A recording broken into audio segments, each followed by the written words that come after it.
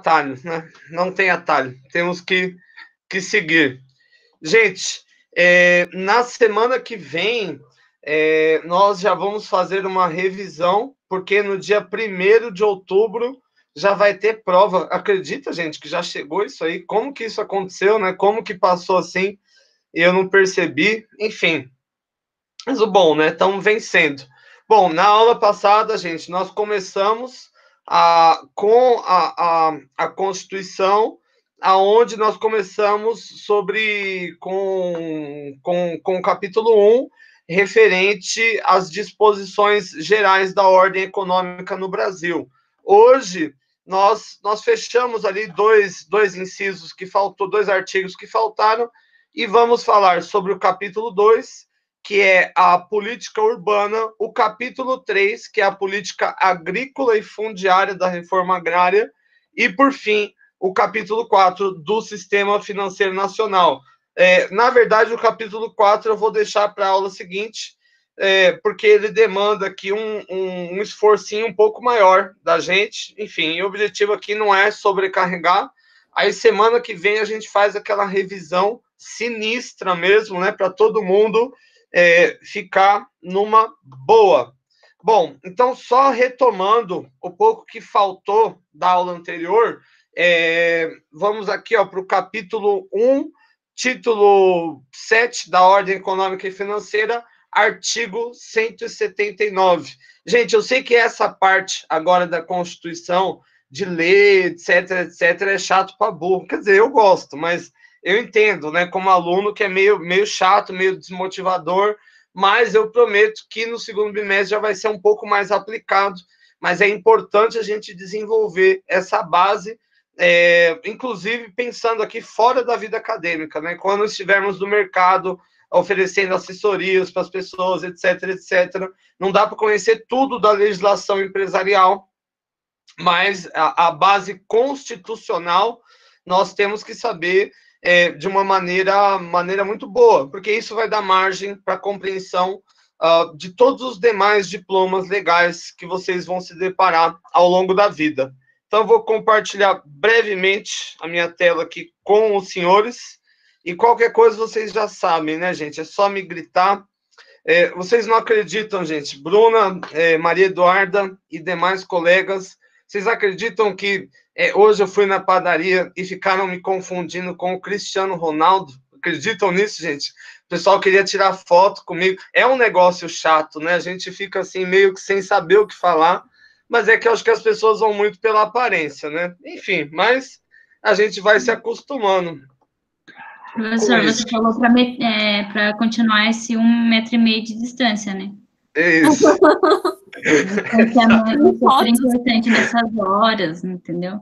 Então, foi isso que eu achei chato, que o pessoal já veio abraçando, não pode, tem que manter o distanciamento, coloca a máscara, pelo amor de Deus. Aí eu peguei o celular, fiz aquele selfie, assim, de longe, assim, sabe? Aí eu não quis explicar muito, enfim, mas eu acho que é normal, né? Eu tenho que respeitar Enfim, a pessoa vai muito pela aparência, né? Mas... As normas de saúde, né, professor? Temos que... Exato, né? Bom, vamos lá, gente. Artigo 179. A União, ou seja, governo federal, estados, Distrito Federal e municípios. Aliás, eu sempre acho chato falar esse negócio aqui, Distrito Federal, que na verdade é um estado que tem município dentro, mas a gente chama de Distrito Federal, né? Dispensarão as microempresas e empresas de pequeno porte, assim definidas em lei, tratamento jurídico diferenciado. Olha que interessante.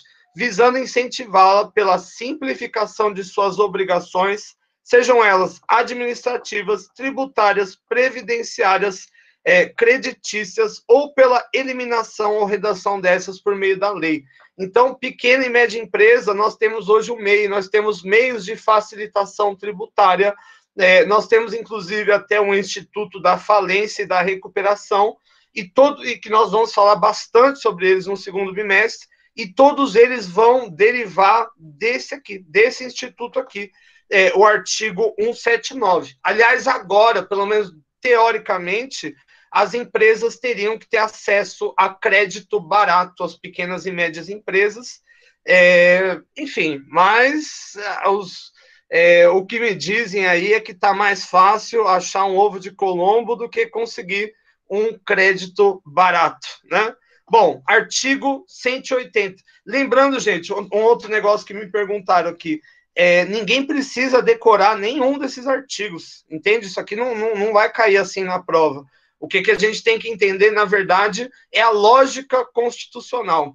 E, ao meu ver, talvez isso fique mais claro na próxima aula, onde eu vou fazer um apanhadão de tudo. A gente tem que entender, só pensar os pontos básicos, mas não é para decorar nada, só entender a base. Artigo 180. De novo, União, Estados, Distrito Federal e municípios promoverão e incentivarão o turismo como fator de desenvolvimento social e econômico. Então, as ditas cidades históricas, cidades como a Tríplice Fronteira, aqui, né, Foz do Iguaçu, aqui, no caso de Foz do Iguaçu, por exemplo, não só o governo municipal, mas o governo estadual e também a própria União é obrigada a incluir em seu planejamento as formas de investimento e incentivo em relação ao turismo.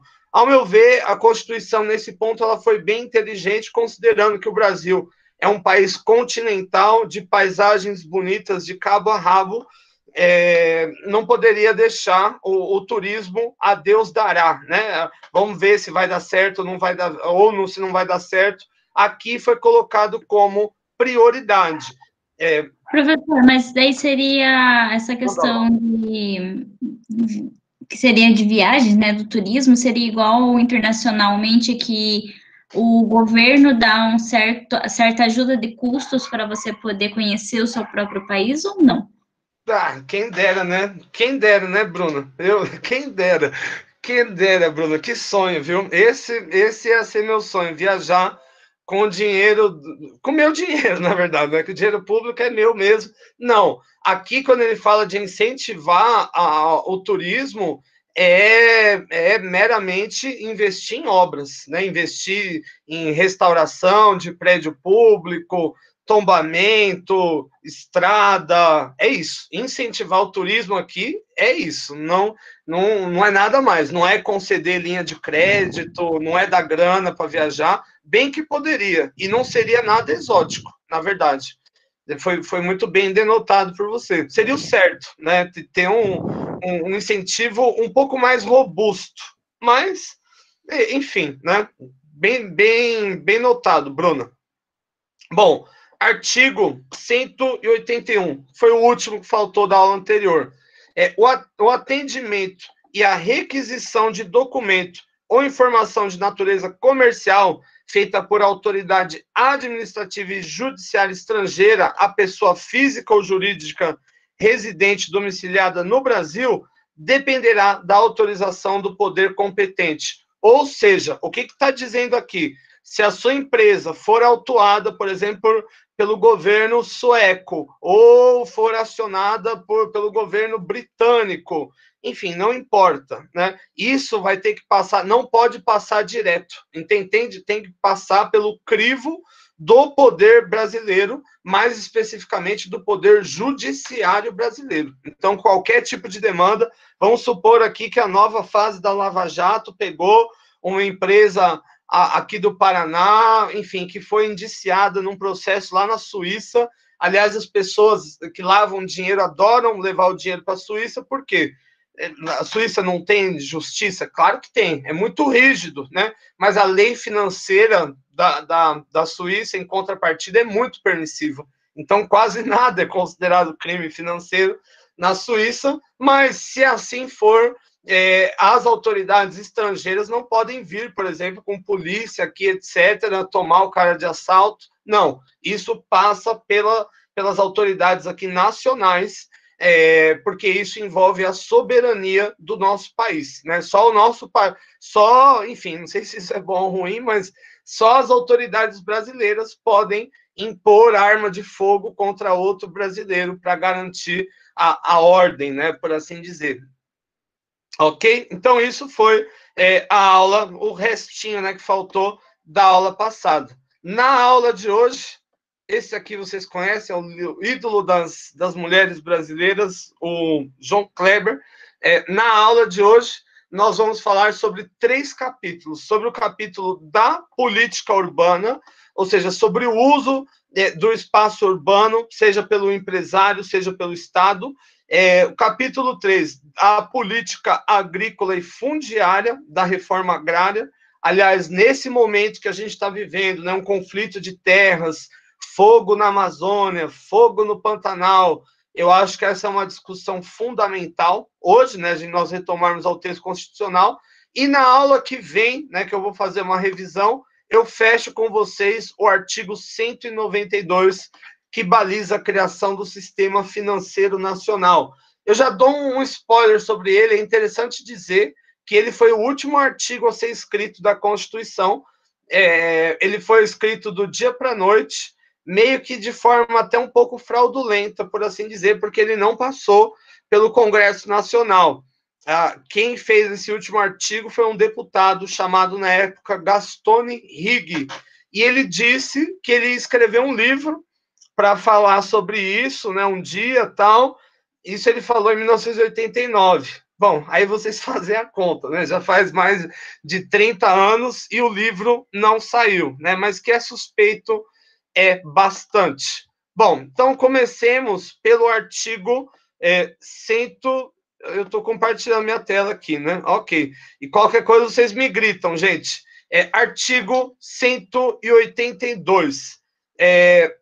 Aqui vai versar sobre como o município vai usar a sua área e como o poder municipal pode criar balizas para isso. Então, ele vai estabelecer o seguinte: a política de desenvolvimento urbano executado pelo poder público municipal, por meio de diretrizes gerais fixadas em lei, tem por objetivo ordenar o planejamento e as funções sociais da cidade e garantir o bem-estar dos habitantes. Blá, blá, blá, nessa parte.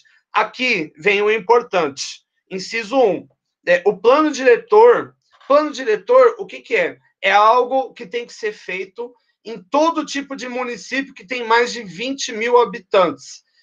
Aqui, por exemplo, no plano diretor, tem que estar, por exemplo, descrito aonde você pretende criar rua, aonde você tem que levar urbanização. Por exemplo, suponha que o Rafael Greca queira fazer um metrô. Ele vai ter que colocar isso no plano diretor, assim como quais são os imóveis que vão ter que ser desapropriados para fazer isso. Tudo isso tem que entrar no plano diretor e faz parte, inclusive, da previsão orçamentária municipal, né? Então, aqui, e não só tem que ser apresentado, como ele tem que ser aprovado, né? Esse é o critério, inclusive, do exercício do poder municipal em municípios com mais de 20 mil habitantes. Então, aqui, plano diretor, aprovado pela Câmara Municipal, ou seja, pelos vereadores, é obrigatório para a cidade com mais de 20 mil pessoas, é o instrumento básico da política de desenvolvimento e expansão urbana. Ou seja, tenho mais de 20 mil habitantes, eu não posso criar uma rua nova sem que isso esteja dentro do plano diretor. Entende? Eu suponho que está vindo uma grande empresa lá para o meu município, a Elma Chips, sei lá, sei lá quem que está vindo aí, uma empresa do Snoop Dogg, está vindo para o Brasil, e ele quer uma rua, eu só posso criar essa rua a partir do momento que ela estiver no plano diretor. Inciso 2. A propriedade urbana ela cumpre função social quando atende às exigências fundamentais de ordenação da cidade expressas no plano diretor. Aqui é redundante, né? Tá, vai estar cumprindo a função social se estiver fazendo o que está no plano diretor. Dirt, né? Mas é isso. 3. Aqui já começa a ser importante. As desapropriações de imóveis urbanos serão feitas com prévia e justa indenização em dinheiro.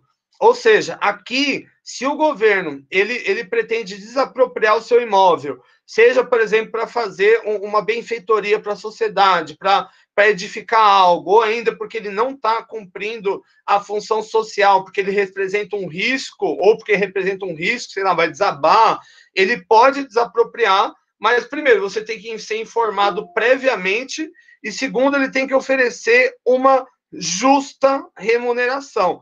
Agora, e o que ele chama de justa indenização é difícil. Geralmente é um valor muito abaixo do valor do mercado. Muito abaixo do valor do mercado. Na minha família, isso só aconteceu uma vez. Foi na década de 80, que desapropriaram em São Paulo um imóvel que ficava na Parada Inglesa, porque eles iam fazer o metrô. Aliás, fizeram o metrô.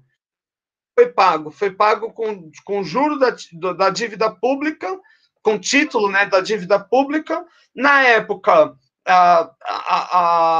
o rendimento era alto, então foi interessante, mas foi parcelado em várias vezes, né? E num valor muito abaixo ao valor do mercado. Geralmente, as desapropriações são feitas desse jeito. Se alguém aqui já foi alvo de alguma desapropriação, pode me contar, gente. Mari Miranda, boa noite. 4.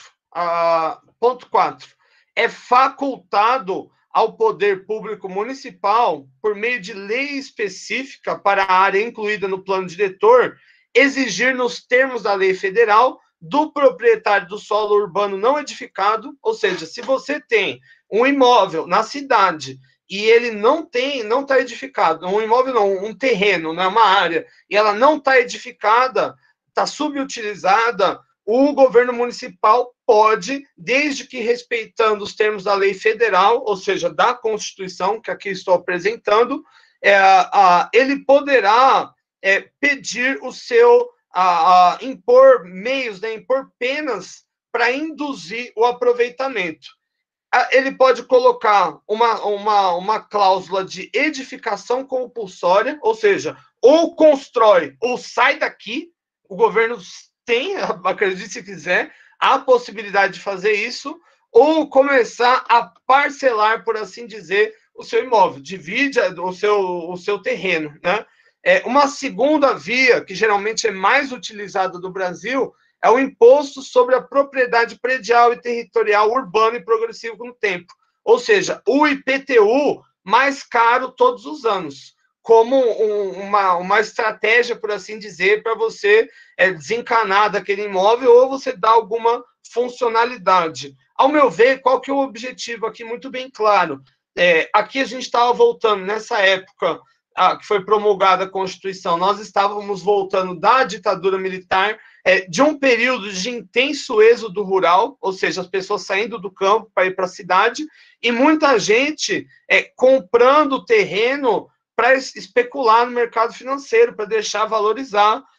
Enfim, isso foi, ao meu ver, uma espécie de um contrapeso em relação a esse tipo de situação. E por fim, o parágrafo 3 vai dizer que a desapropriação, olha aqui, ó, importante, igualzinho aconteceu na minha família na década de 80, mediante pagamento com títulos da dívida pública, e a emissão é previamente aprovada pelo governo federal. Gente, para quem já teve economia comigo, vai entender melhor, mas para quem não teve, talvez não entenda tanto. Mas aqui, ó, quando na Constituição diz que para pagar vai ser por título da dívida pública e isso vai ser autorizado pelo Senado Federal, sabe o que o governo está fazendo aqui? Ele está emitindo moeda, emitindo dinheiro novo, emitindo dinheiro que ele não tem. É assim que ele compra os imóveis das pessoas, né? Enfim, e como nós vamos ver mais adiante no artigo 192, o governo ele não pode emitir moeda para se sustentar direta ou indiretamente. Aqui, se a gente for levar ao pé da letra, ele vai estar agindo de maneira inconstitucional. Assim, pelo menos eu faço a minha interpretação. Enfim, não é um consenso, né, na literatura, mas essa é a interpretação que eu faço, né? Bom, com prazo de resgate de até 10 anos e em parcelas anuais iguais e sucessivas, assegurados o valor real da indenização em juros legais. Quais são os juros legais? É a taxa Selic, é a taxa básica Selic. Se fosse hoje em dia, se fosse, por exemplo, durante o governo Fernando Henrique, 14,5% ao mês. Ótimo até, né? Você está com um título que rende tanto, né, no ano. Agora, o rendimento é 2,5%. Nem é tão acima da poupança, né? Já não é tão mais vantajoso assim. Bom, então, artigo 182, o que a gente tira aqui? A base. Cada cidade, mais de 20 mil habitantes, tem que ter plano diretor. Os imóveis na cidade, ou melhor, os terrenos na cidade, eles têm que cumprir a função social. Se não cumprir, o município ele pode, de alguma forma, pressionar. Ele pode pressionar, por exemplo, com a progressividade do imposto, ou ele pode ainda desapropriar. Mas, para isso, ele tem que avisar antes e te remunerar de maneira justa, né? E, enfim, aqui não está escrito com essas palavras, mas quando ele o faz e o Senado aprovou, ele está emitindo dinheiro novo, sabe? Ele está colocando a impressora de dinheiro para trabalhar. E como a gente bem sabe, quando a impressora de dinheiro trabalha muito, o que acontece com o dinheiro? Ele vale pouco, né? Ele vale pouco. Como era, por exemplo, na década de 80. Na década de 80, o cara recebia e já saía correndo para o mercado, porque senão não valeria mais nada, né? Bom, na sequência, gente, artigo 183. Eu vou puxar para mim aqui. Tá muito estranho ficar olhando para aqui, ó. Aí eu fico grandão para vocês. O artigo 183, ele diz o seguinte: esse é importante, isso aqui vai balizar sobre o uso capião na cidade, né? Ele vai dizer o seguinte: aquele que possuir como sua área urbana de 250 metros quadrados, ou seja, aqui ele está falando o seguinte: se você, no meio da cidade, fizer um cercado de 250 metros quadrados e permanecer ali por 5 anos, ininterruptamente, sem ninguém vir te encher o saco, ou seja, aqui ele fala oposição, e você utiliza essa área para sua moradia ou da família, você tem o direito a adquirir esse imóvel. Aqui a Constituição vai dizer o seguinte, no parágrafo 1, o título de domínio e concessão do uso serão conferidos a homem ou mulher ou a ambos, independente do estado civil. Então, vamos supor que eu moro lá com a minha esposa, mas ela não é minha esposa ainda, a gente não casou.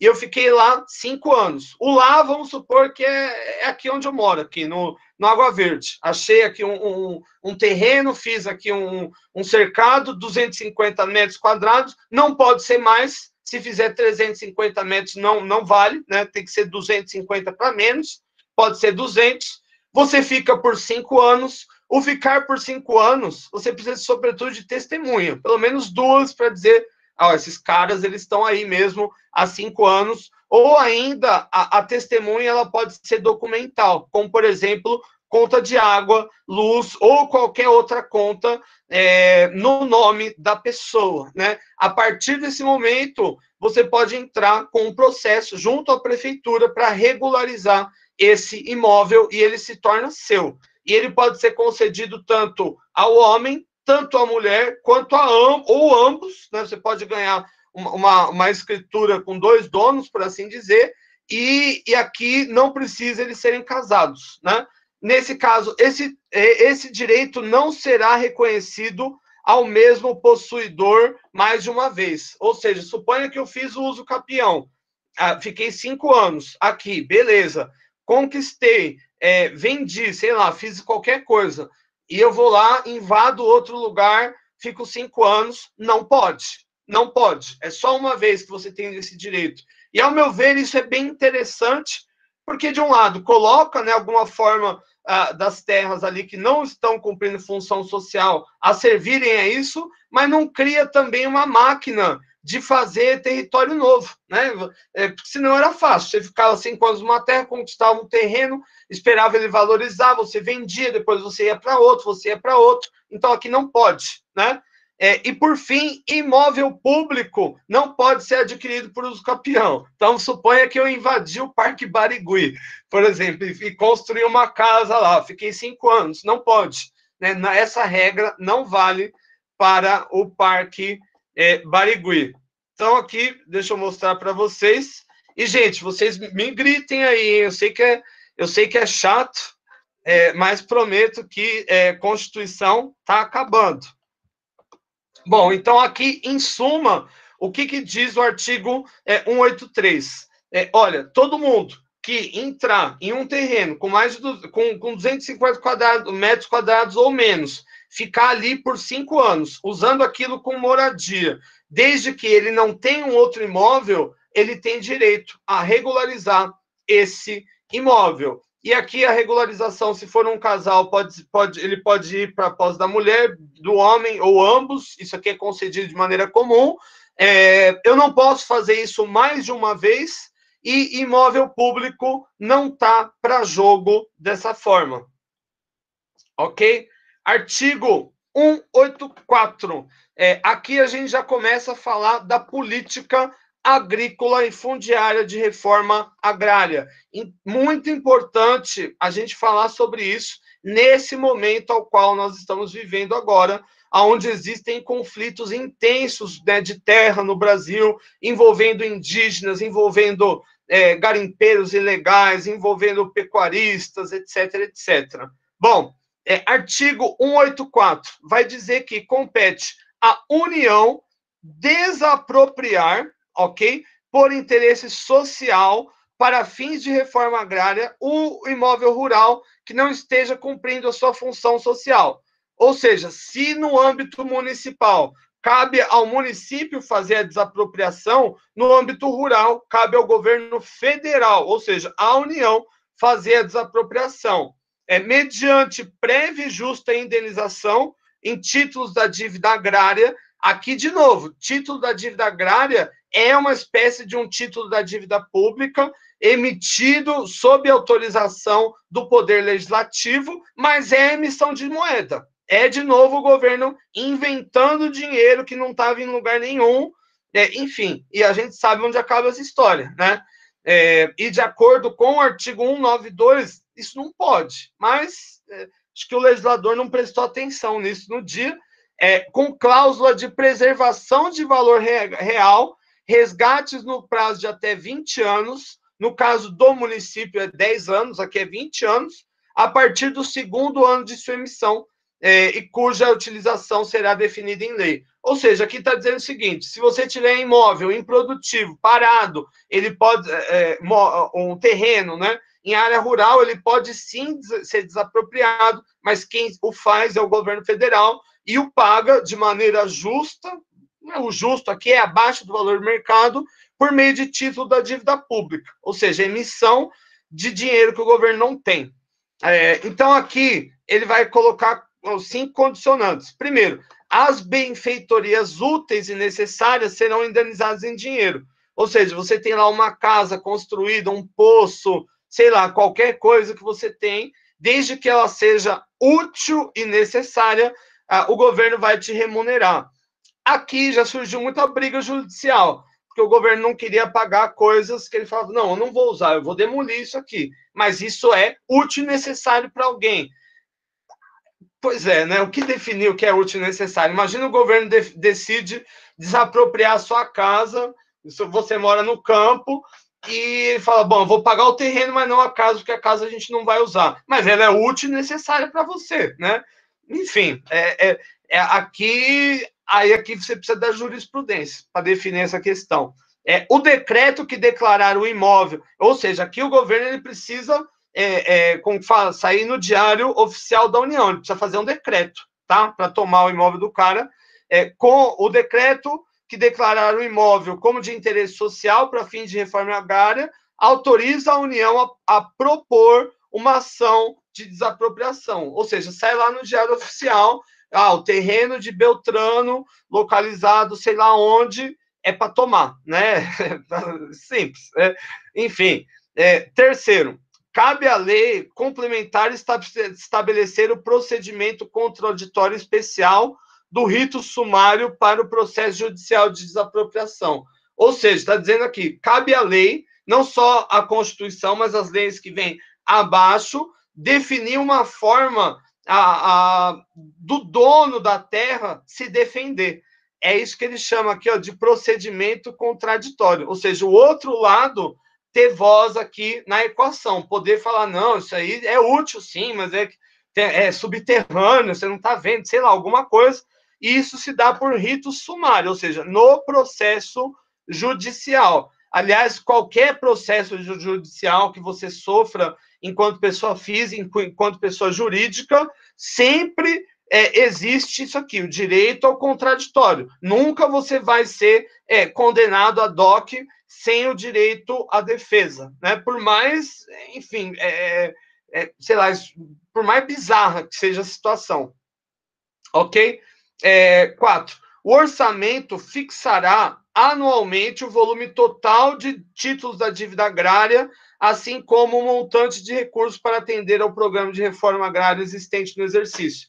Ou seja, esse ano, por exemplo, o governo apresentou já o balanço, o planejamento para o ano que vem, o governo federal, né? E nesse balanço ele tem que incluir o quanto ele pretende emitir de título da dívida agrária, ou seja, quanto ele quer emitir de dinheiro, né? Vamos usar o nome certo, é dinheiro. Se o governo vai ter que pagar um dia, ele é dinheiro, né? Enfim, é definido aqui. E, por fim, é isento de imposto federal, estadual e municipal as operações de transferência de imóvel desapropriado. Ou seja, eu aqui desapropriei o imóvel para dar para a Bruna, por exemplo. A Bruna não vai pagar aqui um imposto de transferência desse bem. Não. Essa sai free, mas todo o imposto dali para frente não é free, como, por exemplo, o IPTU. Ela vai pagar só no exercício seguinte, mas o de transferência é free. Então, aqui, qual a lição que a gente pode tirar do artigo 184? Se você tem terra rural, está parado, está dando bobeira, não está cumprindo com a função social, o governo ele pode desapropriar. Ele até paga a benfeitoria utilizada para desapropriar. Isso tem que sair em decreto, ou seja, você tem que ser avisado antes, e ele já tem um orçamento para isso, que ele decide anualmente, né? E não existe imposto para esse tipo de transferência quando o assunto é reforma agrária. Em outras circunstâncias, existem. Bom, em continuação, o artigo 185, ele vai dizer o seguinte: são insuscetíveis de desapropriação. O que é insuscetível? Aquilo que não é suscetível, aquilo que não pode ser desapropriado para fins de reforma agrária. 1. A pequena e média propriedade rural, assim definida em lei, desde que o seu proprietário não possua outra. Vamos ver quem...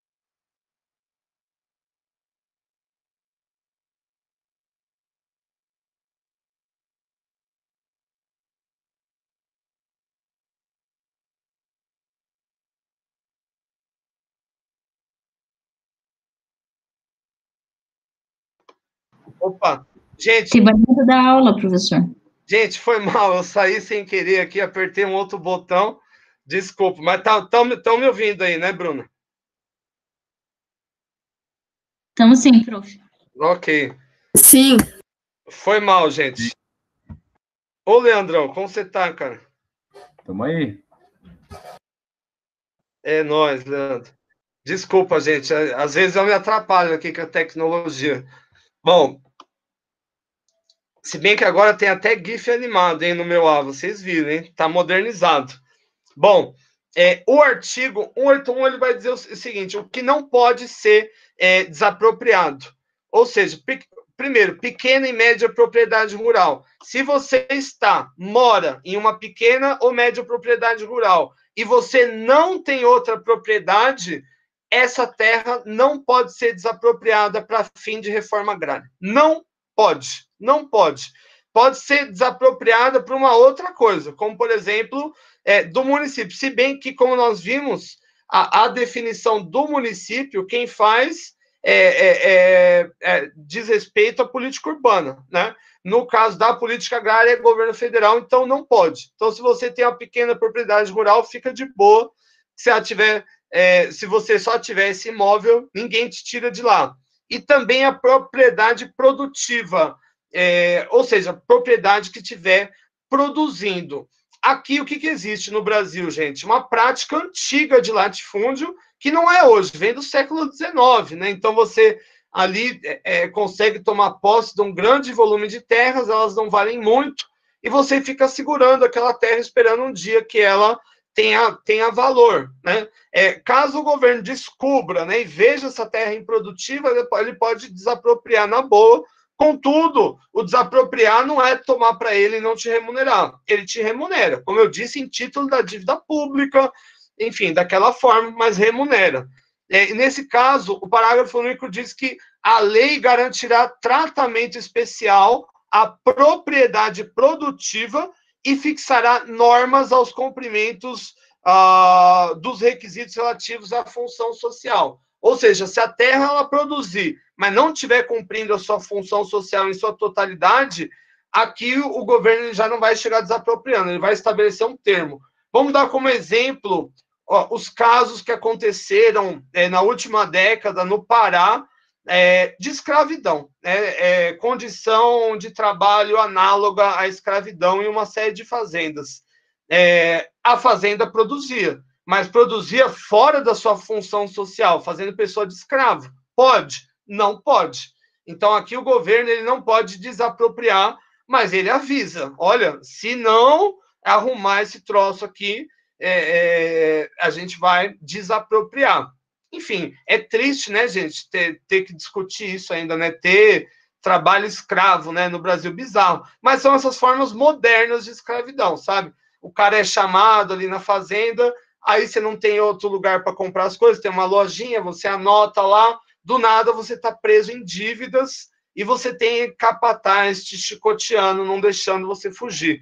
Existe isso ainda, infelizmente, gente. No século 21, já em 2020, estamos aqui estudando como colonizar Marte, mas não aprendemos nem a colonizar o nosso próprio país, né, direito. Enfim, são coisas para a gente pensar, né? Artigo 186.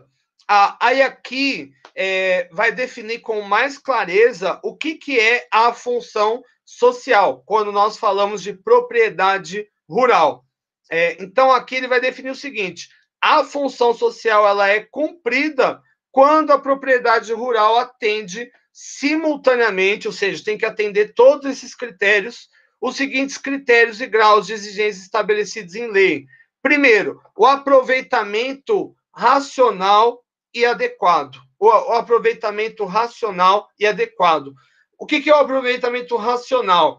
É aquele feito da maneira menos deletéria possível ao meio ambiente, como, por exemplo, o plantio. Alguns determinados tipos de plantio tendem a empobrecer a terra por vezes para sempre, né? Você desertifica ela. Se você estiver fazendo esse tipo de uso, não pode, né? Não pode.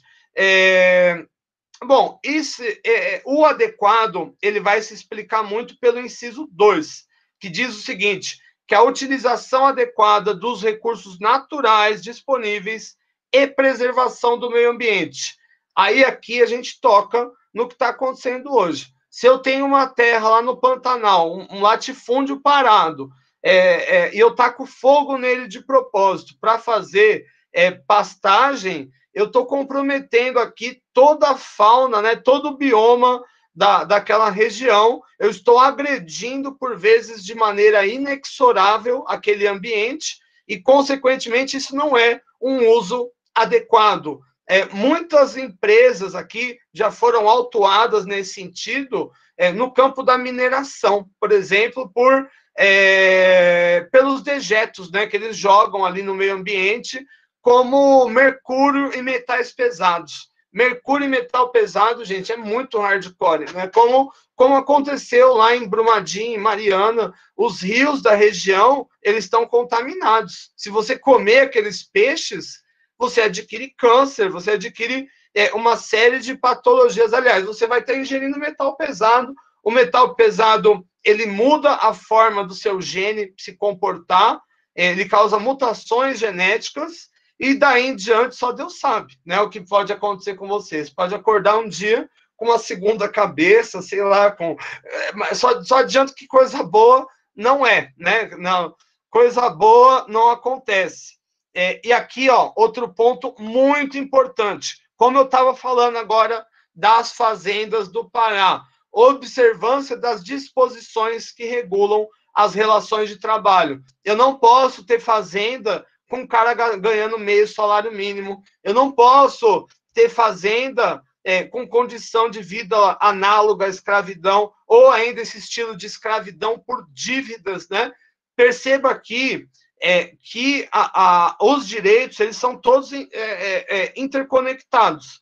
Você vai ter aqui um capítulo da Constituição só para falar de relações de trabalho, mas as relações de trabalho entram também na ordem econômica. Você vai ter um outro só para falar do uso da terra, mas o uso da terra também entra na ordem econômica, né? A ordem econômica, de maneira geral, aliás, a profissão de administrador, de maneira geral, e esse era um debate que eu estava tendo esses dias, onde a gente chegou à conclusão que o curso de administração é um dos mais difíceis do planeta, né? Se nós imaginarmos a vasta amplitude de conteúdos que você tem que dominar, e ainda assim podem haver gaps, né? Um gap comum, por exemplo, não estou falando do nosso curso de administração, mas de todos eles, é a economia familiar. Por exemplo, a maioria das empresas tem aquele formato familiar, onde não existe gestão por competência, não existe 5S, não existe nada, enfim, e a gente meio que esquece, né, que essas empresas existem. É um ponto importante para nós denotarmos. Ao meu ver, um dos caminhos da administração brasileira, enquanto ciência, é investir em singularidades nossas, né? Como é o caso das empresas familiares brasileiras, né? A administração tem que parar de fechar o olho e olhar com mais carinho para esse nicho. E, por fim, a exploração que favoreça o bem-estar dos proprietários e dos trabalhadores. Enfim, então aqui, sei lá, não posso ferrar com a vida dos caras. Enfim, aqui é normal. Aqui, na verdade, é um complemento ao ponto 3. Bom, deixa eu cortar aqui para vocês. Pergunto, gente, eu não vou perguntar se é legal, porque a resposta eu já sei que é. Legal não é muito, né, gente? Texto constitucional, como eu disse, o certo seria a gente ter aprendido isso na escola, né? Ao invés de proparoxítona, que eu nem lembro o que é uma proparoxítona, mas eu pergunto para vocês, gente, tá na boa? Tá simples? Que tá chato e maçante, eu sei que tá, mas tá entendível? Tá. Acertou, miserável. Ok. Não tem como, né, Leandro, falar de Constituição e ser legal, né? É difícil, mas, enfim, né? É um desafio, né? A vida não é só de prazeres, né? Afinal mas tá na contas, boa. Você teve que estudar isso também, né? Muito tempo. E até hoje, hora e outra, a gente tem que voltar para isso. Mas o lance como eu disse, não é decorar, que aliás não vai cair nada que você tem que decorar na prova. Não, o negócio é a gente entender a base, né? Até onde vai o nosso direito, até onde ele vai, até onde o Estado pode abusar da gente. Até porque a gente não pode. Como que a gente vai se defender do Estado se a gente não sabe, né, o que ele pode fazer ou pleitear os nossos direitos mesmo de qualquer forma? Enfim, mas tá na boa, né? Legal, eu sei que não tá. A próxima. Aqui, ó, diga lá. Esse é o João Lucas. Eu tenho uma duplamente. Dúvida. Diga lá. Se eu tenho uma propriedade rural pequena, mas eu não fico lá, eu não produzo nada, e eu só tenho essa propriedade no meu nome, e moro, sei lá, com meus pais, tem chance do governo ir lá e tirar ela de mim? Vamos lá, as principais características. Ela é sua? Sim. Tá no seu nome. Tá no meu nome. Não é produtivo. Isso, ela... tipo, tá lá, mas eu não uso. Tá lá, parada. Tá lá, okay. Vou esperar render, para mim vender no futuro. Normal. Você tem outro imóvel no seu nome? Não. Não. Então, não. Então, não. Agora, se, por exemplo, você mora com os seus pais, mas o imóvel dos seus pais também está no seu nome, aí estaria a risco. Mas o risco que eu estou falando é o governo olhar e falar, está improdutivo, o João Lucas já tem 2 imóveis, eu vou desapropriar. Mas o desapropriar não é você vai chegar um dia lá, sumir o negócio. Ele vai entrar em contato com você, isso tem que sair no Diário Oficial, e ele vai pagar você para isso. Mas se é o seu único imóvel, só esse está no seu nome, não tem como ele fazer isso. Se fosse na cidade, por exemplo, ele poderia até, se ele tivesse algum objetivo no plano diretor. Vai passar um metrô ali, por exemplo. Aí ele poderia desapropriar, te pagar. Agora, nessa circunstância, não, João, pode ficar tranquilo. Na boa? Tá bom, professor. De boa, fechou. João Lucas é duplamente bíblico, né? Tanto João quanto Lucas, duplamente bíblico. Vamos lá, mas é um nome bonito. Eu, se tivesse um filho homem, quem sabe, né? Bom, deixa eu cortar aqui. Prometo, gente, que quando passar a pandemia, vamos fazer um churrasco e a Maria Eduarda, a Bruna e a Tel vão pagar tudo, gente. Legal, né? Vamos fazer uma confraternização boa, vai valer a pena. O professor que tem dinheiro. Tem dinheiro aonde? Bem mais do que a gente que é estagiário. Acho super justo pagar uma carninha para todo mundo. Não, eu vou levar, gente. Eu vou levar 3 quilos de pescoço de galinha e 2 quilos de pezinho, gente. Então não pode levar salgadinho, né, professor? Não pode levar skin, professor. Ó, com uma skinzinha. Você quebra assim o ossinho, gente, tem o tutano dentro. É ali que tá a proteína. É necessário para o corpo. Mas vamos marcar o churrasco, hein, gente? Bom, mas deixa a vida nos levar. Bom, 187. A política agrícola será planejada e executada na forma da lei, com a participação efetiva do setor de produção. Bom, aí aqui a gente sabe, envolvendo produtores e trabalhadores rurais. Geralmente a gente está falando do grande latifundiário. Dificilmente aquele pequenininho ali vai ser consultado, né? Bem como setores de comercialização, de armazenamento e de transporte, levando em conta, primeiro, os instrumentos creditícios e fiscais. Então, aqui, um dos pontos é que deve existir algum tipo de crédito e de benefício fiscal ao produtor agrícola, ao comerciante agrícola de maneira geral, e que isso deve ser revisto de hora em hora.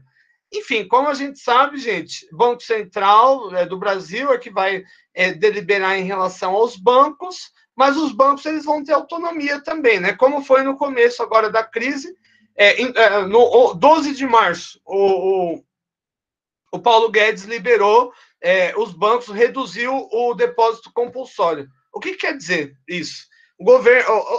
O banco, com o mesmo dinheiro, ele pode emprestar mais, entende? Ele tem 100, agora ele pode emprestar 200, 300, etc. Ele pode multiplicar o dinheiro. Só que o que ele fez com o dinheiro? Guardou, né, gente? Esse que é um ponto. Está emprestando para investidor internacional, enfim. Nós temos um problema sério de crédito no Brasil, né? Isso não começou, evidentemente, com essa gestão agora, que é bem ruim nesse aspecto. Esse já é um problema que nos acompanha desde a década de 80. Bom, 2. Os preços compatíveis com os custos de produção e a garantia de comercialização. Aqui, inclusive, a gente está falando de política de preço. Como a gente viu agora o caso do arroz, né? Por que está tão caro o arroz? O nosso país ele é muito competitivo e com o dólar alto, o nosso produto chega barato no mercado exterior. Consequentemente, todo mundo quer comprar, isso reduz a demanda, a oferta interna, com a demanda a mesma ou maior, o preço sobe. Não tem Não adianta o presidente vir e falar, seja patriota, né, para o dono do mercado. Não, o preço vai continuar alto, né? Não é patriotismo que faz preço cair, né? Mas existem políticas de preço, mas geralmente elas são deletérias, ao meu ver. Eu posso, por exemplo, colocar uma política de preço máximo, né? Então, o arroz só pode custar tanto. Mas qual que é o problema? Isso pode desincentivar e o cara exportar ainda mais. Se o arroz aqui no Brasil só pode custar R$10, ele vai mandar para a China, para Dubai, para sei lá para onde que o parta, né? O que seria interessante, no caso de escassez, é política de preço mínimo, aonde o governo vai falar, olha, se o mercado, né, exterior não absorver, a gente aqui tem uma fatia aqui para discutir. Enfim, mas ainda é complicado. Eu ainda acredito no livre mercado, por mais distorcido que seja, porque quando o governo põe a mão, às vezes, sabe? Enfim. 3, incentivo à pesquisa e tecnologia. Então, aqui o governo ele se predispõe anualmente a colocar no seu planejamento que ele vai dar grana aí para os institutos, para fazer pesquisa, etc, etc. E nesse ponto a gente está até se destacando. Um dos pontos, ao meu ver, aí, louváveis aí do governo Bolsonaro, se bem que isso não foi muito para frente, foi a troca de tecnologia agrícola com Israel. Isso faz parte da política agrícola nacional. Foi feito exatamente nesse âmbito, né? Mas, como eu disse, não foi muito para frente, né? Vamos ver, né, se um dia isso vai para frente, mas seria bem interessante. 4, assistência técnica à extensão rural. Aí aqui a gente pode falar, inclusive, dessas instituições paraestatais, como o SESC, SENAC, SENAI, enfim, que vão dar aí aqui no Paraná, o IAP, né, do meio ambiente, enfim, o SEBRAE, que vai ajudar aí o produtor de maneira geral. 5, seguro agrícola. 6, cooperativismo. Aliás, o cooperativismo, ele entra na Constituição como uma baliza, né, da agricultura na década de 30, com o governo Getúlio Vargas, na ditadura, né, do Estado Novo. 7, a eletrificação rural e irrigação. Isso é uma tristeza, né, gente? Eletrificação rural e irrigação. Existem muitos, eu não estou nem falando de bairro, né? Eu estou falando de municípios inteiros, praticamente, que não têm energia elétrica no Brasil, né? Aliás, quando nós falamos de irrigação, o problema não é só, né, rural, o problema é urbano. Mais de 40% dos domicílios brasileiros não têm saneamento básico, né? É muito triste, ao meu ver, imaginar que nós chegamos no século XXI dessa forma, né? Como, né? Ninguém olhou para isso no passado. Enfim, ao meu ver, é um custo, né, que a sociedade tem, de passar décadas sob a égide de governos ruins, com visão de curto prazo, sabe? Aquele plano de poder próprio ali, enfim, isso é muito difícil, né? 8, a habitação para o trabalhador rural, e aqui inclui-se no planejamento agrícola as atividades agroindustriais, agropecuárias, pesqueiras e florestais. Esses 4 escopos são considerados atividades agrícolas, né? E serão contabilizadas as ações políticas de política agrícola e de reforma agrária. 187, na boa. Já estão respirando aí que já estamos quase chegando no fim. Já estou imaginando aqui o churrasco. A Maria Eduarda dizem que faz um vinagrete incrível. A Tel dizem que manda bem na churrasqueira. Enfim, vamos ver, né? O colega aqui já vai trazer skin cariol. Vai ser ótimo esse churrasco, gente. Vai ser ótimo. Vai ser ótimo. Bom. Oi, quem vai levar a sobremesa? Escala aí, professor. A sobremesa. Tem 20 pessoas aqui na turma aqui para fazer sobremesa. O Lucas Henrique vai fazer a sobremesa junto com o Guilherme, que faltou hoje. vão se encarregar da sobremesa. E tem que ser sobremesa chique, hein, gente? Tem que ter foie gras com como que chama aquele negócio? Trufas, só coisa Tem que chique. ser coisa Descobri que o fina. João cozinha muito bem. Coisa chique. Bom, artigo 188. A destinação de terras públicas e devolutas, ou seja, terra do governo ou terra que o governo tomou, será compatibilizada com a política agrícola e com o Plano Nacional de Reforma Agrária. Ou seja, aqui, 2 pontos interessantes. O governo ele pode conceder terras, e geralmente ele o faz para empresas enormes. Dificilmente vai ser para um pequeno produtor, como, por exemplo, uma montadora de veículo. Em Itu, interior de São Paulo, por exemplo, tem uma grande montadora indo para lá, ganhou uma área, uma concessão ali, uma área imensa, uma região nobre, e é uma concessão, gente, de 70 anos. Gente, você ganhar uma terra emprestada durante 70 anos, ela é sua, né, na verdade, né? Enfim, o governo ele pode fazer isso, mas aqui ele tem que assistir alguns padrões. Então, a alienação ou a concessão de qualquer título de terras públicas, e aqui ele dá, com área superior a 2.500 hectares. Gente, quem tem a mínima noção aí do tamanho de terra sabe que 2.500 hectares é muita coisa, né?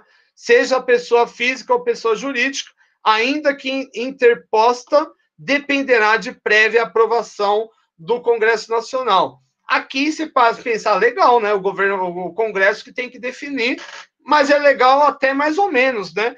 Se for inferior a esse tamanho gigante, não precisa de aprovação no Congresso Nacional. Ou seja, se for uma terra de 2.400 alqueires, não precisa de aprovação do Congresso Nacional. Enfim, além disso, esse negócio de aprovação do Congresso Nacional, ao meu ver, não é segurança de nada.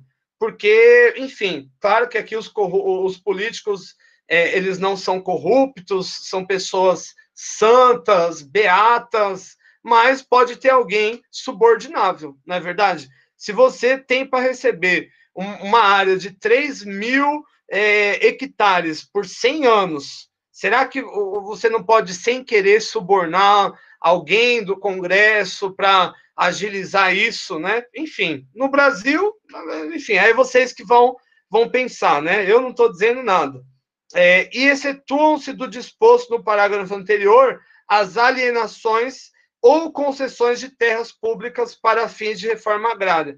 Ou seja, se aqui a concessão for, a alienação for, não para dar para uma empresa, mas sim para a reforma agrária, aí não precisa de nenhuma aprovação do Congresso Nacional, mesmo que seja um território ali superior a 2.500 hectares, sei lá, 4.000 hectares. Se é para reforma agrária, não precisa de autorização alguma. Estamos acabando já, gente, mas apenas 2, 189 e 90. 189. Os beneficiários da distribuição de imóveis rurais pela reforma agrária receberão títulos de domínio ou de concessão de uso inegociáveis pelo prazo de 10 anos. Esse aqui é um ponto importante. Então, você, por exemplo, suponha, faça parte lá de algum desses movimentos sociais, como, por exemplo, Movimento Sem Terra, e você foi beneficiado. Você ganha lá um determinado território, seja ele como título de domínio, ou seja, ia falar patente, mas não é patente, uma escritura, né, escriturado como seu, ou ainda uma concessão, tanto um quanto o outro, você não pode vender e negociar durante 10 anos. E, ao meu ver, isso é interessante, porque evita, de alguma forma, muitas sacanagens, né? Que o cara ele pode, por exemplo, fazer isso já com o intuito de vender para breve, né? Na Suécia, né? Exato, não dá para fazer isso. Invadi lá, enfim, de alguma Suécia forma. não dá para vender, né? Quero dizer, no Brasil tudo é possível, né? Aí aqui, esse que é o problema, Leandro. Entre o que está aqui na lei, que nem é tão bonito assim, né? E o que está na prática, aí existe um escopo aí muito grande de diferença, sabe? Principalmente quando a gente fala de terra agrícola. O Brasil é muito grande, né? É muito difícil você fiscalizar. A gente não sabe o que está acontecendo no nosso território. Nossas fronteiras, por exemplo, fronteira molhada, fronteira seca, fronteira aérea. Vocês acham que passa o quê nessa fronteira? Passa tudo, gente. Passa tudo. Não tem ninguém tomando conta dessa terra aqui, não. Enfim, um difícil. Claro que eu não estou aqui também, às vezes parece que eu só reclamo, né? Que estou fazendo uma visão pessimista de tudo. Na verdade, é visão crítica, enfim, trazendo um pouco de realismo. O Brasil, ele é um país muito bom em vários aspectos, né? Principalmente, como está falando de política agrícola, terra. É terra para todo lado, o clima mais abençoado, ao meu ver, do planeta, uma terra produtiva, né? Você não precisa nem trabalhar ela, você jogou lá, nasce, mas existem interesses muito obscuros no Brasil e que se organizam ali de forma, como que eu posso dizer? De forma oculta, muitas vezes. Às vezes você vê lá um movimento, por exemplo, pleiteando terra, etc, etc, você fala, pô, isso é justo, legal, eu vou apoiar. Mas, às vezes, por trás desse movimento, tem outras coisas que você nem imagina. Às vezes tem partidos políticos com outros interesses escusos, às vezes tem latifundiário com interesse de valorizar a própria terra, ou tem latifundiário que paga, né, para essas pessoas aí tomarem posse da terra e depois compra a terra desses caras. Enfim, Brasil, gente, tem tudo, né? Aliás, esse eu acho um lado ruim, Leandro, e todos da turma, de ter uma Constituição escrita. Em outros países, por exemplo, na Inglaterra, não é escrita. É uma Constituição pelo uso e costume. Porque, às vezes, você tem uma falha ali, você tem uma brecha e o cara fica usando aquilo, entende? E você só vai consertar aquela brecha quando você fizer uma emenda à Constituição ou fizer uma Constituição nova. Enfim, quanto que dava para resolver só no verbo, sabe? Você viu ali que está errado, opa, isso não pode. Enfim, mas é o que a gente tem, né? E de alguma forma, isso garante algum tipo de ordem, né? Não é a ordem que eu queria que tivesse, mas é algum tipo de ordem, né? Ou seja, então, em suma, que durante 10 anos, pelo menos em teoria, não pode vender. Não pode vender formalmente, né, Leandro? Mas, às vezes, eu faço ali um contrato ali de gaveta com o cara, faço ali a concessão, vendo, sumo, não tem ninguém vendo isso, né? Sim, sobre isso que eu estava falando. A gente vê muito isso nas distribuições de Coab, né? Sim, nossa, com certeza. Mas com certeza mesmo, o cara nem pegou o negócio, às vezes já está vendido, não é nem ele que entra.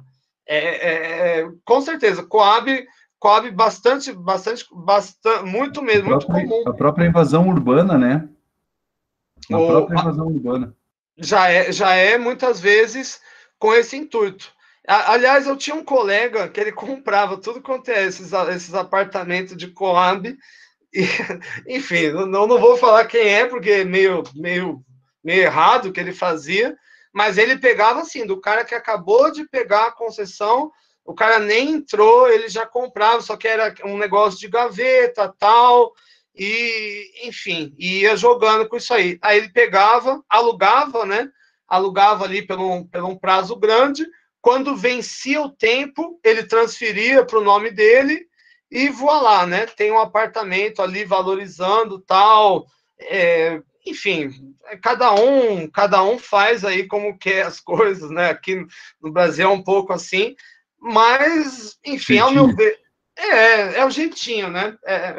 É o jeitinho. Se falar que não existe jeitinho, é mentira, né? Eu acho que o jeitinho acontece mais do que o formal, para falar bem a verdade. Mas, ao meu ver, esse excesso de jeitinho... Existem muitas causas, né, do porquê, né, que tem tanto jeitinho aqui no Brasil. Mas os nossos diplomas legais, a nossa legislação, ela tem muitas brechas, ela tem muito furo. E você junta isso com a falta de fiscalização praticamente generalizada e muitas vezes a corrupção, né? Você tem quem fiscaliza, mas esse fiscal é pago para não fiscalizar, fazer vista grossa, as coisas acontecem, né? As coisas acontecem. Acho que acontecem menos do que no passado, e vão acontecer menos ainda no futuro, mas ainda assim está muito aquém do que eu gostaria. E eu acho que do que vocês gostariam também, né? Enfim. Eu posso fazer um comentário?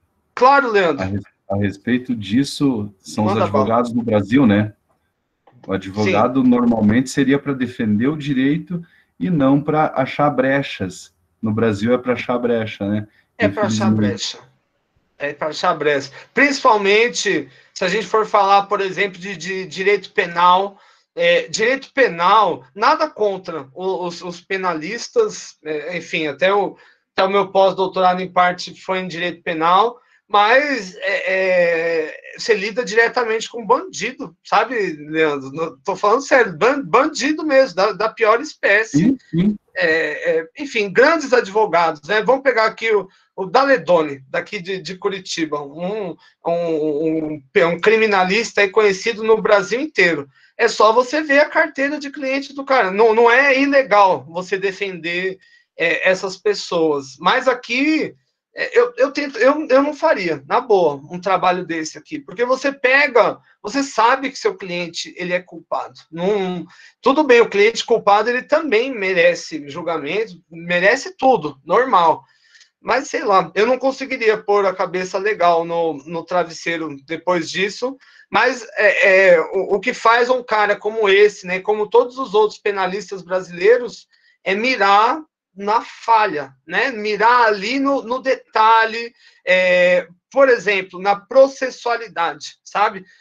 Peguei aqui o Leandro, prendi o Leandro, tal, tá preso, tal, aí vamos supor, aí podem falar, tá, mas e aquela prova que você coletou lá?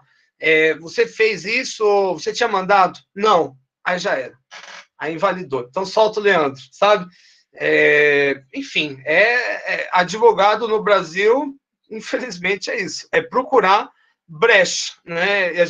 Por isso que eu acho que a gente precisa, talvez, pensar em uma outra Constituição, uma reforma política. Só que, Leandro e todos da turma, né? O que me preocupa se isso acontecer? Quem vai escrever isso são os legisladores que já estão no poder. Enfim, eu não sei se são as pessoas mais capazes e mais bem intencionadas para fazer esse tipo de coisa. Isso que é complicado, gente. Viver numa democracia, às vezes, é se sujeitar a ser governado por quem é inferior a você. Sabe? Essa que é a verdade, né? Por exemplo, todo mundo aqui está fazendo curso de administração, porque esse é um quesito da profissão de administrador, né? Para político não tem quesito nenhum. É o voto, né? O quesito. Enfim, não estou dizendo que isso é errado, né? Mas é um ponto a gente pensar, né? É um ponto a refletir. E talvez acho que se tivesse obrigatoriedade de faculdade não melhoraria em nada também, né? Que a gente fala um pouco do caráter, né? De quem está no poder. Bom, finalizando aqui, gente, teve aqui a minha dose de pessimismo. Às vezes o pessoal não gosta muito, gente, mas faz parte. Eu acho que eu vou ficando velho, eu acho que eu vou ficando mais chato um pouco. Bom, e o parágrafo único vai dizer o seguinte: o título de domínio e concessão de uso serão conferidos a homem ou mulher ou a ambos, independente do estado civil, nos termos previstos em lei. Aqui está repetindo a mesma coisa do caso do uso capião em âmbito urbano. O título é definido, ele é passado tanto para homem e para mulher, enfim, conforme está previsto em lei, e não paga imposto, esse tipo de transação. E, por fim, chegamos aqui a dois fins, só faltam só dois, 190 e 191, um é complementar ao outro. 190, a lei regulará e limitará a aquisição ou arrendamento da propriedade rural por pessoa física ou jurídica estrangeira. Ou seja, aqui, para o estrangeiro comprar terra, não estou dizendo que não pode acontecer, mas ele passa por um outro modus operandi que não é o nosso, né? Que somos nativos para adquirir, e em muitos casos, dependendo do tamanho da propriedade, olha aqui, ó, depende de autorização do Congresso Nacional. Mas na prática, como o Leandro aqui disse que tem jeitinho, na prática, o que acontece? Muitos desses arrendamentos de propriedade rural, eles são feitos com pessoas físicas, jurídicas daqui do Brasil, mas como meros laranjas, entende? Às vezes você tem aqui uma empresa chinesa, uma empresa indonésia, uma empresa canadense, uma empresa alemã, que tem muitas, né, aqui no Brasil, ucraniana, né? E você tem uma empresa aqui ou uma pessoa física apenas de laranja, né, nessa equação. Isso é muito frequente. E, por fim, gente, 191. Aquele que, não sendo proprietário de imóvel rural ou urbano, que possua por 5 anos ininterruptos, sem oposição, área de terra em zona rural não superior a 50 hectares, o que aumenta a única diferença do uso capião do meio urbano para o rural é o tamanho da terra, que aumenta significativamente. No urbano, 250 metros quadrados. Aqui, olha o tamanhão, 50 hectares. Então, se for 50 hectares, gente, é coisa pra caramba. É coisa pra caramba. Com 2 hectares aqui, você já faz uma festa. Com 50, né? Enfim, tornando-a produtiva por seu trabalho ou de sua família, tendo nela sua moradia, adquire-lhe a propriedade. E aqui é a mesma coisa. Para o fim rural, imóvel público não pode ser dado por uso capião. Enfim, aqui perceba que a regra é muito parecida. Tanto no caso rural quanto urbano, ficar 5 anos, fornecer nela produtividade ou morar ali e não ter um outro imóvel. Isso te dá o direito à terra, seja a título ou a concessão, mas geralmente a título. E existe uma diferença. No caso urbano, 250 metros quadrados, que já é bem legal, né? Se ganhar um terrenão, dependendo de onde, já pensou no, sei lá, aqui no Batel, por exemplo, um terreno de 250 metros quadrados, show de bola, né? Ganhar assim do dia para a noite. E na região rural, não pode ser superior a 50 hectares, ou seja, pode ser 49 hectares e meio, 50 hectares, o que não pode ser 51 hectares. Bom, então vamos fazer aqui um reapanhadão de tudo, né, que nós vimos hoje. Então, o artigo 182, primeiro, ele vai pontuar a questão do planejamento urbano, lembrando aqui que todo município com mais de 20 mil pessoas tem que ter, que vai incluir aqui a forma de expansão da cidade, rua, enfim, isso de maneira geral. O artigo 183, ele vai versar sobre o uso da terra, uso capião, na cidade, urbano. Então, aquelas regras lá, ficar 5 anos, não ter outro imóvel, não ter oposição, naquele sentido, você pode receber a concessão. Agora, da política agrícola. Primeiro, o 184 vai falar da função da terra e vai colocar aqui o Estado com a prerrogativa de desapropriar, sempre em razão evidente do interesse social.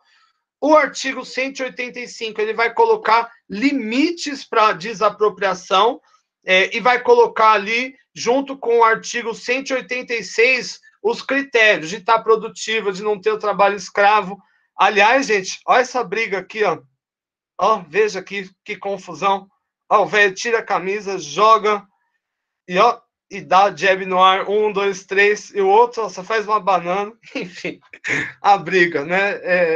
Bom, 187 vai pontuar os fatores a serem considerados na elaboração da política agrícola. É tudo aquilo que a gente falou, a questão do crédito, a questão do investimento em pesquisa, etc, etc. Artigo 188 terras públicas e o Plano Nacional de Reforma Agrária. Então, aqui que tem que passar no Congresso Nacional, já os títulos da dívida agrária, etc., etc. 189, as atribuições dos beneficiários da distribuição dos imóveis rurais. Não pode vender num prazo, negociar no prazo de 10 anos, é produtivo, né? E 190, soberania na compra de terra por ente estrangeiro, ou seja, a prerrogativa é vender para o ente nacional. Dependendo do tamanho da terra, só pode o fazer a venda desse território por aprovação do Congresso Nacional. Lembrando que isso abre um precedente muito forte para a questão do uso de laranjas, né? Você coloca laranja para comprar a terra aqui e você usa, né, através desses laranjas. E, por fim, o uso capião em terras rurais, que vai ser muito parecido com o mesmo modus operandi da cidade, ficar 5 anos no imóvel, ser produtivo, não ter um outro imóvel, porém aqui muda o tamanho da extensão da terra. Em âmbito urbano é 250 metros e aqui não pode ser superior a 50 alqueires. Gente, olha esse rapaz aqui, ó, como que ele fez isso? Ele vem vindo, ó, pum, pum, pum, e levanta dança. Enfim, gente, a internet é cheia de bobagem, né? Só colocando uma bobagem dessa aqui para rir aqui um pouco das nossas leis. Gente, pergunto para vocês, chegamos ao fim, acharam difícil, acharam fácil? Ficaram com alguma dúvida? Querem fazer algum comentário, algum pedido? Enfim, passo a bola para vocês aí, para um feedback.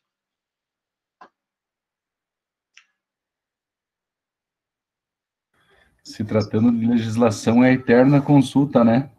É eterna consulta, né?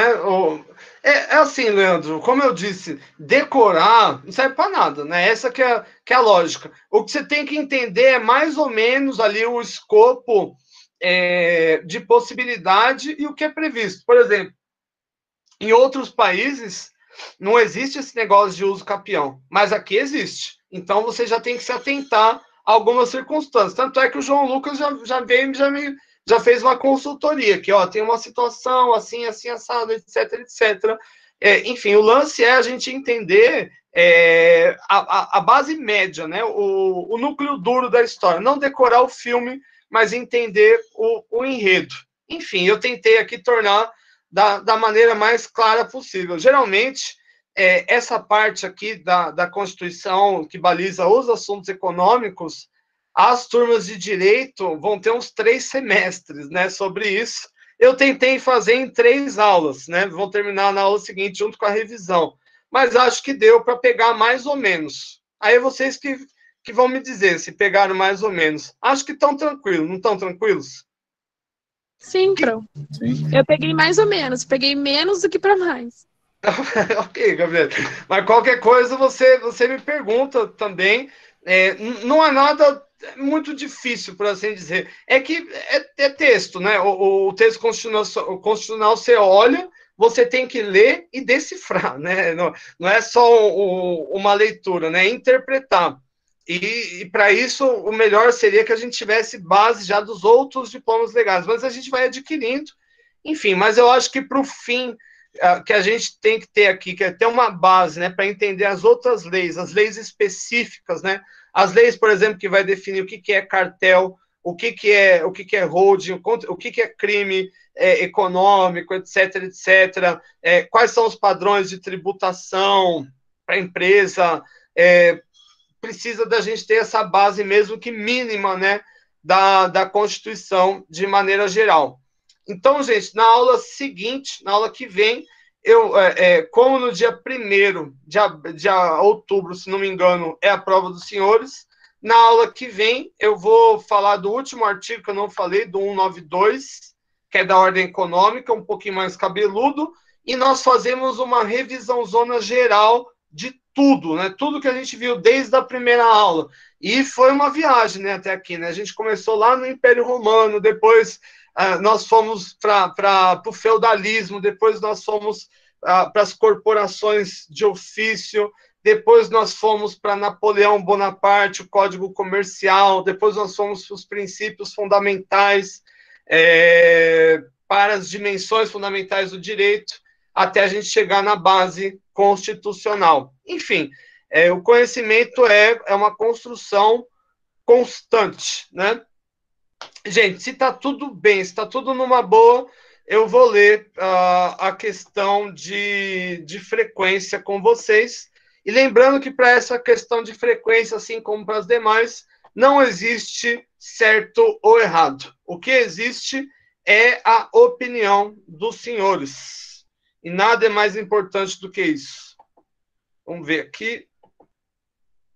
Então, fazendo o PI, gente, projeto integrador.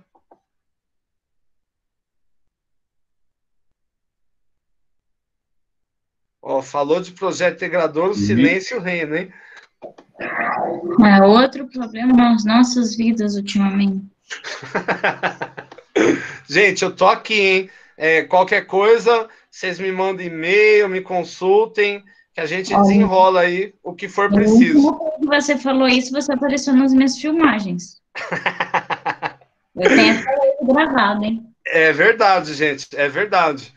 Aliás, gente, conta aí, Bruna, se fosse presencial, nós estaríamos fazendo aí dinâmicas, várias coisas aí. Não, seria mais interessante do que está agora. Tá um porre isso aqui, professor, um porre. Nossa, mas esse PI, professor, tá maravilhoso. Calma, gente, calma. Confia em mim que vai dar tudo certo. Gente, coloquei até uma imagem aqui de como vai ser o nosso primeiro churrasco aqui, ó. Estão vendo aqui, ó? Com certeza aqui, ó, vai ser mais ou menos... Ó, o cara joga até mostarda no outro aqui. Bom, vamos lá. Olha lá, é o Trailer Park Boys, esse mesmo. Os meninos de Sunnyvale. Tá, eu sou fã desses caras aí. Bom, ao longo dessa aula, nos debruçamos na Constituição e, sobretudo, no capítulo 2 de Política Urbana, capítulo 3, Política Agrícola e Reforma Agrária, e capítulo 4, Sistema Financeiro Nacional. Na verdade, o capítulo 4, aula que vem, enfim, só para a gente matar. Bom, então, nesse sentido, assinale a alternativa que vai mais ao encontro de sua opinião. Alternativa A. Contemporaneamente, em face à situação atual, o artigo 187, que versa sobre a elaboração da política agrícola, e o artigo 188, que delibera sobre as terras públicas e reforma agrária, são mais importantes. Ou seja, aquela questão da função social, de cuidar do ambiente, etc, etc. Né? Estamos numa época de queimada, de muita treta aí, né? por disputa de território, enfim. Essa seria a lógica. B. Ao que parece, os artigos mais interessantes são 184, 185 e 186, afinal, eles versam, respectivamente, sobre a função social da terra como prerrogativa do Estado, ao mesmo tempo que cria limites para a desapropriação. Né? C.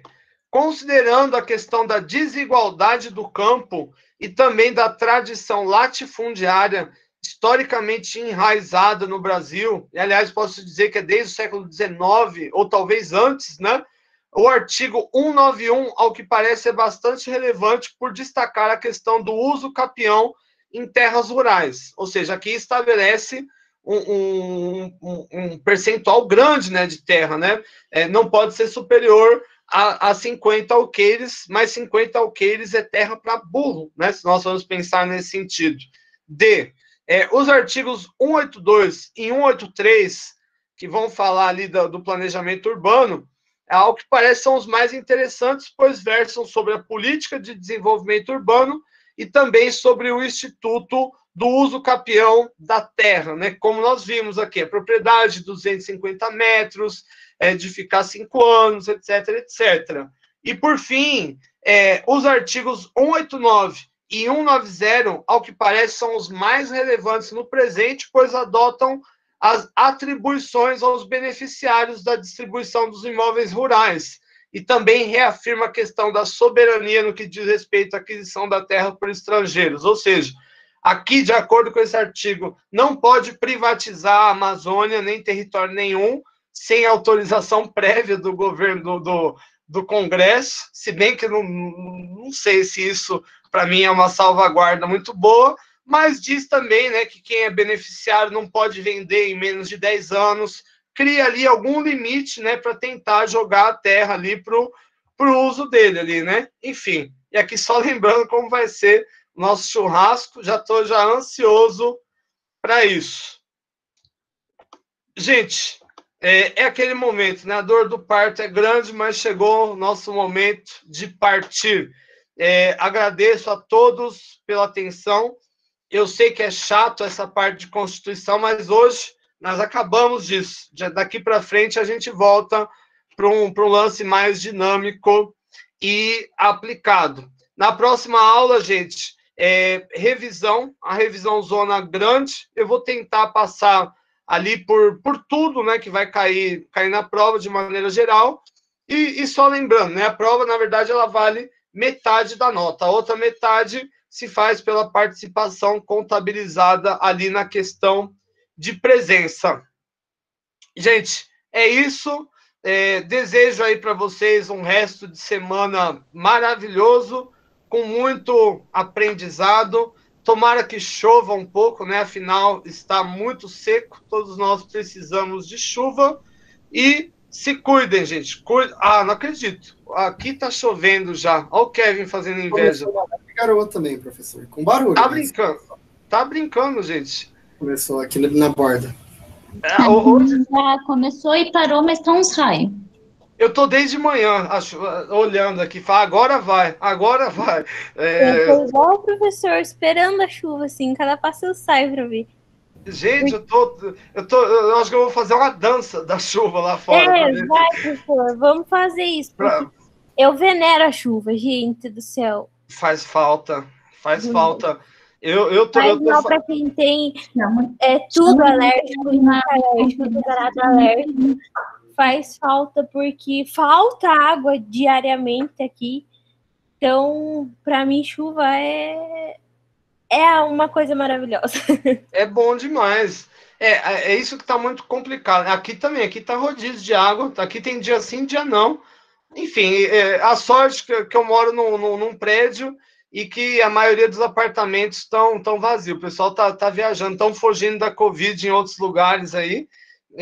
Enfim, aí tem a caixa que sobe bastante, mas mesmo assim, né, no dia que falta, você já não lava roupa, assim, tal, e eu tô com a garganta mais seca do que de um diabético, e o nariz chegou até a sangrar esses dias, tá muito seco o ar, precisa chover imediatamente. Eu vou aqui agora fazer vou pegar a minha pequenininha e fazer uma dança da chuva. AP de burguês é alto nível. João, vai dormir.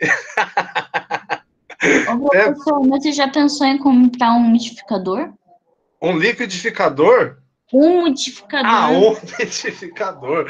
É verdade. Sim, eu tinha pensado já nisso aí, mas uma vez eu comentei com a pediatra da minha filha, ela falou que não era bom para criança, sei lá, e acabei não comprando, mas é uma boa ideia. Hoje está ajudando muito. Eu acho que eu vou colocar pelo menos aquela bacia de água, uma toalha molhada no quarto, alguma coisa já pode ajudar um pouco. E torcer para chover, né? Se está chovendo na terra do Kevin, se está chovendo no Lucas aqui, vai ter que chover em mim também. Eu vou fazer uma dança ali agora a pouco. Porque não chover na nossa terra, né? Gente, cai chuva, pelo amor de Deus, né? Enfim, bom, o que não falta é eu e a Amanda aqui pedindo, né? E pedir é poder, né, gente? Nossa, se chover aqui, eu vou te mandar um e-mail, falar pro senhor, choveu, cara. Choveu. Legal. Mas vai, gente, vai. Vamos torcer para chover e ser aquela chuva que chove mesmo, chove, sem pressa para terminar. Gente, é isso. Então, fiquem com a chuva, fiquem com o bem. E Projeto Integrador, já sabem, meu e-mail é thiago.morais@uniandrade.edu.br. qualquer dúvida, questão, insatisfação, horóscopo, enfim, qualquer coisa, pode me procurar, que estamos junto. Valeu, gente. Valeu, boa noite. Boa noite, professor. Boa noite. Boa noite. Boa noite, turma. Até. Valeu, gente. Água para todo mundo, gente. Bom, e aqui, ó, só fazendo aqui no final, o símbolo da luta das mulheres da Bielorrússia contra a ditadura. Aqui, ó. Aqui. As mulheres vão mudar o mundo, gente. Valeu. Paz. Boa noite, até.